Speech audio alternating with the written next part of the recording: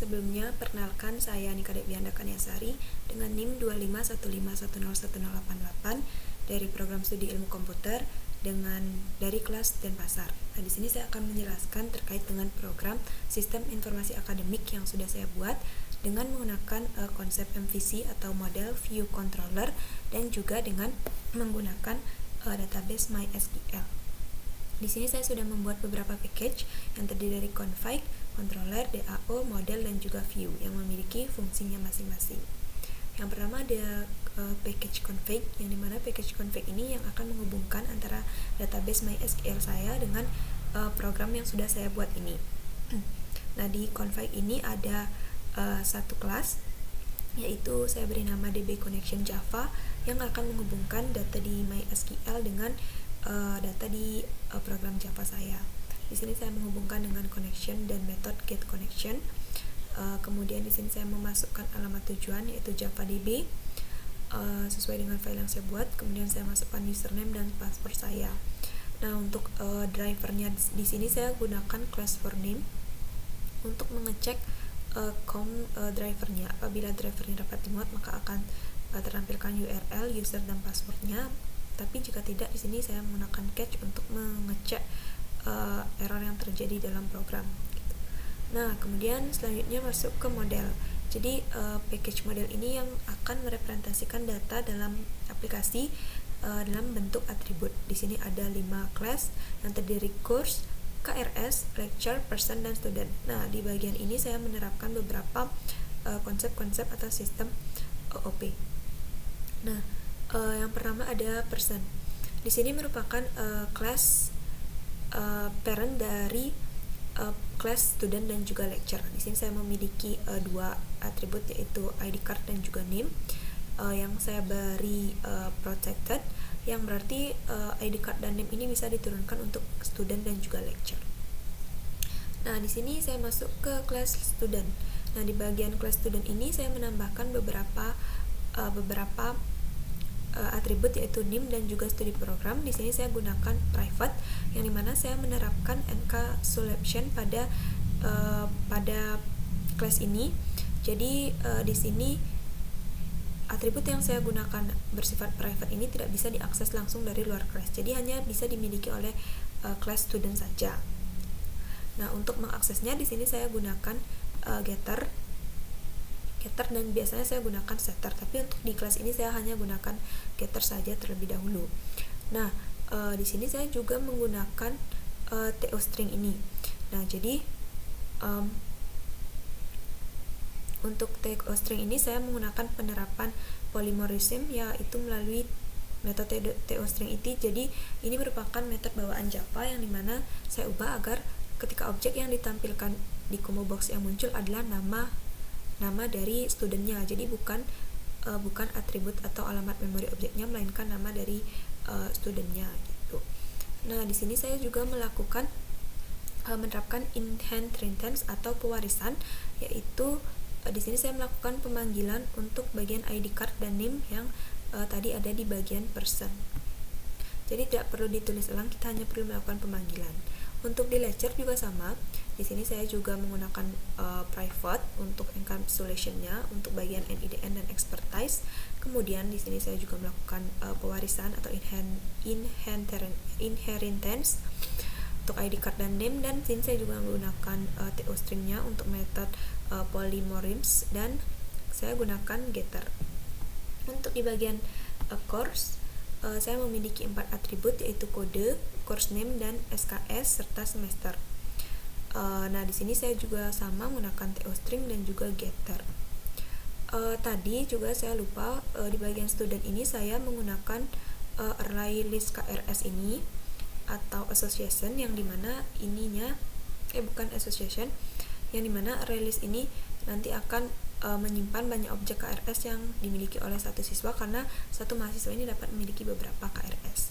Kemudian selanjutnya masuk ke KRS. Nah, di sini saya menggunakan association pada bagian course dan juga pada bagian lecture, yang berarti data yang ada di course ini dapat digunakan oleh kelas KRS, dan juga data yang ada di bagian lecture juga dapat digunakan di bagian lecture. Nah, untuk di sini saya menggunakan setter dan juga getter. Nah, untuk di bagian set grade ini saya ada tambahan, yaitu untuk nilai huruf yang terdapat nanti di bagian view di KRS, input nilai itu tidak perlu diisi manual, jadi di sini akan muncul otomatis sesuai dengan aturan yang sudah saya buat. Di sini saya menggunakan if else. Nah, kemudian kita masuk ke kelas DAO. Nah, jadi di kelas DAO ini berfungsi untuk menghubungkan, menjalankan semua query yang ada di database seperti CRUD, yaitu create, read, update, dan delete. Nah, di sini ada 3 course, yaitu ada 3 class, yaitu course DAO, lecture DAO, dan juga student DAO. Di sini pertama-tama tentu saya masukkan connectionnya untuk menghubungkan antara DAO dengan database. Nah, kemudian di sini saya gunakan kembali catch untuk mengecek error. Apabila ada error, jadi dia tidak akan berhenti, jadi program tidak akan langsung berhenti gitu.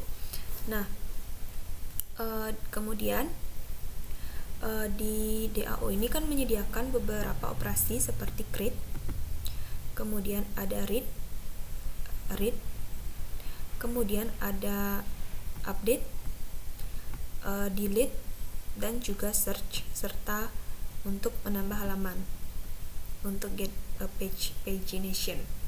Nah, di bagian create ini terdapat beberapa parameter. Di sini ada 4, yaitu kode, course name, SKS, dan juga semester. Nah, kemudian di sini saya juga gunakan prepare statement ini untuk menjalankan query. Seperti di sini query create berarti akan disiapkan oleh prepare statement. Nah, kemudian untuk mengeksekusi query-nya itu saya menggunakan execute update. Jadi nanti execute update ini yang akan mengeksekusi query yang tersedia. Kemudian untuk di sini saya tambahkan get all untuk memanggil seluruh data-data yang ada di database agar terkonek dengan DAO. Nah, untuk di delete dan di search saya gunakan patokan, yaitu kode. Jadi nanti ketika user ingin menghapus data, user hanya perlu memasukkan kodenya saja. Seperti itu. Untuk di get page saya menggunakan metode get page, yang di mana saya gunakan patokan yaitu limit dan juga offset. Limit untuk mengatur jumlah data dalam satu halaman, dan offset untuk menentukan urutan-urutan nilainya. Untuk di lecture juga sama, tidak beda jauh. Di sini sama, saya juga gunakan connection DB connection, kemudian ada catch SQL, dan juga prepare statement, dan juga get all. Jadi sama. Kemudian untuk di student juga sama, kurang lebih sama.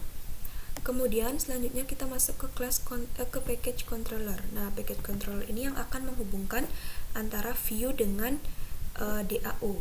Tuh, jadi nanti ketika untuk data alurnya nanti akan saya jelaskan. Di sini saya jelaskan terlebih dahulu course controller ini ada apa aja gitu. Di sini saya tentu panggil course DAO karena nanti ketika menjalankan logiknya ini akan di-create di DAO. Tuh. Jadi di sini hanya menjalankan logik, nanti untuk datanya akan di-create di DAO. Nah, di sini ada beberapa logik sederhana yang saya tambahkan, seperti untuk validasi mengecek apakah datanya sudah terisi atau belum.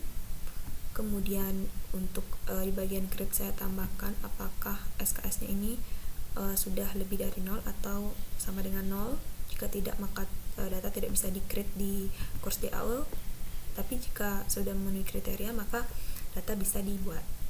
Kemudian saya menambahkan get all juga untuk memperoleh data-datanya. Kemudian di sini untuk update sendiri sama juga, saya hanya menambahkan validasi untuk mengecek apakah datanya sudah terisi atau belum. Untuk di delete juga sama. Untuk delete dan di search saya gunakan kode apakah kodenya sudah terisi atau belum. Untuk di bagian get page sendiri, saya gunakan batasan, yaitu untuk satu halaman itu hanya berisi 5 data. Jadi untuk data berikutnya akan masuk ke halaman berikutnya. Untuk di lecture juga sama, tapi bedanya di lecture ini saya tambahkan untuk NIDN ini hanya panjangnya itu harus 5 digit. Jadi tidak boleh kurang, tidak boleh lebih. Tuh. Sisanya sama. Untuk di student juga sama. Untuk di student saya hanya tambahkan get name ini, yang dimana get name ini untuk menentukan jumlah panjang name. Jadi di sini saya tentukan 10. Nah, selanjutnya masuk ke bagian view. View ini terdiri dari beberapa kelas, yaitu course form, dashboard, input nilai, lecture, dan juga student form.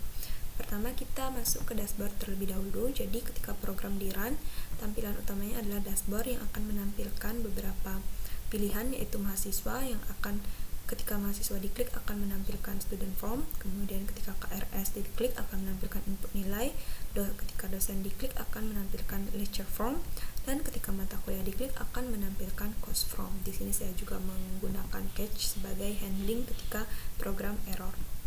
Kemudian masuk ke course form. Nah, di bagian course form ini tentu saya masukkan controllernya terlebih dahulu agar nanti view bisa mengirim data ke controller. Oke, kemudian saya memasukkan current page untuk mengatur halaman. Lalu di sini saya juga gunakan load course data untuk mengakses data-datanya. Dan di sini saya gunakan controller get page untuk mengatur halamannya.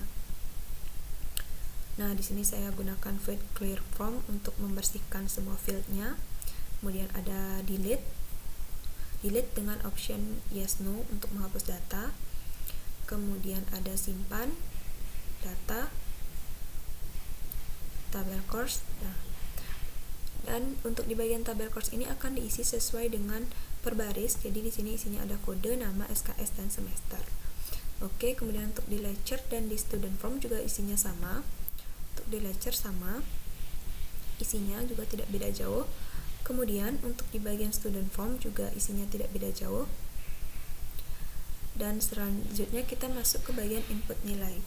Nah, untuk di bagian input nilai ini di sini saya tambahkan array list student, course, dan lecture yang berfungsi untuk memasukkan data-data yang ada di student, course, dan lecture akan bisa diakses di input nilai ini. Jadi kita tidak perlu menginput manual, jadi kita hanya bisa kita langsung memilih dengan menyimpannya di default combo box.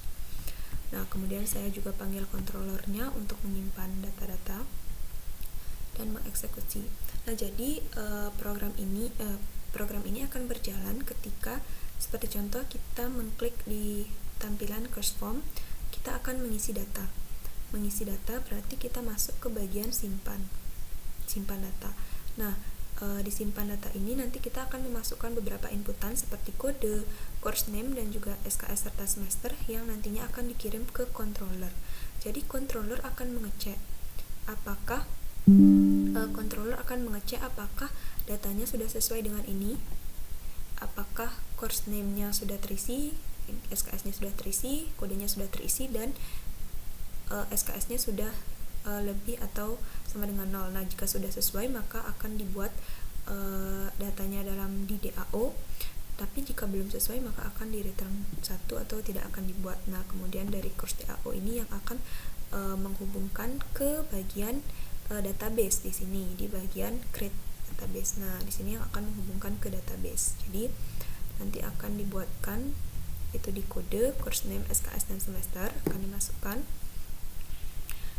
Kemudian data tersebut akan kembali tampil ke bagian view di course form. Jadi ketika datanya sudah berhasil dibuat di DAO, maka datanya akan tampil kembali di view tampilan pengguna. Nah, sekarang saya coba untuk demokan. Oke, di sini adalah tampilan awal dashboard. Saya coba pilih mahasiswa. Di sini saya coba inputkan nama mahasiswanya. Di sini sudah ada beberapa. Saya coba inputkan Pandi dengan NIM.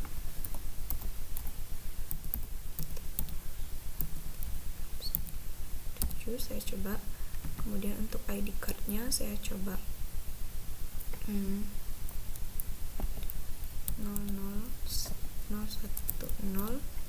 Untuk prodinya saya coba simpan. Oke, data mahasiswa berhasil disimpan. Sekarang saya coba masukkan KRS. Belum. Saya coba masukkan dosen terlebih dahulu ya. Sini sudah ada beberapa dosen. Nah, sini saya coba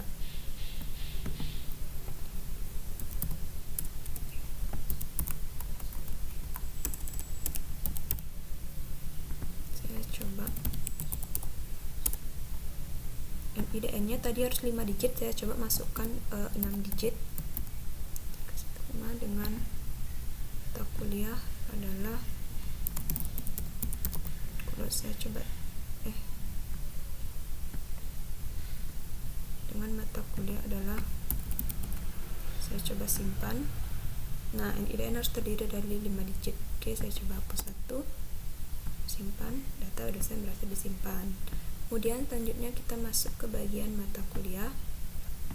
Sini saya juga ada beberapa mata kuliah ya. Sini saya coba masukkan 6, kemudian mata kuliahnya adalah PPKN semester 1 dan SKS-nya adalah 2. Saya coba simpan. Oke, sini saya coba cari. Jadi untuk mata kuliah saya gunakan kode dan sudah mau. Oke. Nah, untuk di next ini untuk halamannya, ketika sudah berada di halaman terakhir akan muncul tampilan seperti ini, dan ketika sudah berada di halaman pertama akan muncul seperti ini. Oke. Sekarang kita coba input nilainya. Tadi saya sudah menambahkan mahasiswa atas nama Pande, kemudian ada mata kuliah PPKN, kemudian ada dosen atas nama Komang. Ini saya coba tambahkan nilainya 5 dan